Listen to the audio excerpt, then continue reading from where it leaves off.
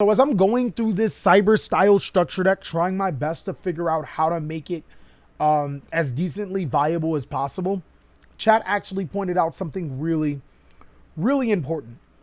We have not had a competitive structure deck since Earth's Machine. And even then, Earth's Machine took a while to blossom. So typically, when we get a structure deck, it takes about $30 and then some additional money here and there to be competitive.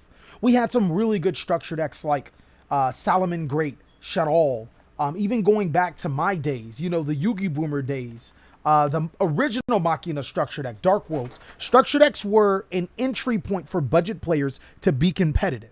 They allowed budget players to actually navigate through this Yu-Gi-Oh card game without having to spin an Full Metal Alchemist arm and a leg to be able to compete.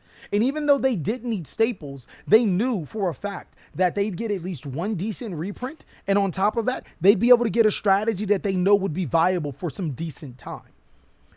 If you guys can count back, before the first bad structure deck, which was the God structure deck, not the God card one, way before that, the one right after Shadal, which just so happens to be the Sacred Beast. Every single structure deck was competitive to some sense. I don't think that there was a single structure deck that came out, structure deck, that was not good, at least to some level. Now since Sacred Beast, and if my math is correct, it's been about 2 years since we've had a structure deck. Do you want to know the real problem with Yu-Gi-Oh? I thought it was with Yu-Gi-Oh sets. No, that's not even close. The real problem with Yu-Gi-Oh is because since we've had so many bad structure decks in a row, budget players are gatekept from being able to get into the card game. There's also a stagnant Yu-Gi-Oh meta. No matter how you try to flip it, there are tons of competitive decks in this Yu-Gi-Oh card game, but none of them are new. Not a single one. The strategies that we hope for, B-Troopers, Despia, those are great strategies, don't get me wrong, but they haven't had the significance of at least a starter deck, a structure deck impact. On top of that, those strategies are extremely expensive for a budget Yu-Gi-Oh player to get in. Keep in mind, 3 structure decks, $30. Aluber, just one Aluber for the competitive Despia strategy is $30 in itself. There is a huge problem with Yu-Gi-Oh right now, and it just so happens to be we're getting shitty fucking structure decks.